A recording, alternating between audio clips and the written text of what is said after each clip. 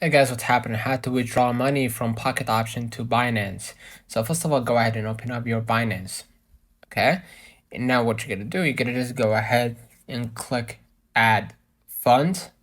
Okay. And you're gonna be able to see I have crypto assets. Okay. So go ahead and click Deposit Crypto, and obviously select the coin, right?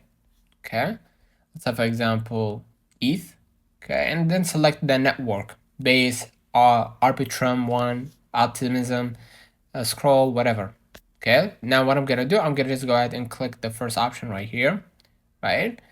And then hit continue, and then copy the deposit address, go back to your screen, and then go ahead to the Pocket option, log in, and select the coin that you want to send, right? And then you're gonna be able to send or withdraw, from Pocket option the crypto, and add the address to send it to another wallet. So let me know in the comments if this video helped you. Do not forget to like and subscribe. Thank you for watching. Catch you in the next time.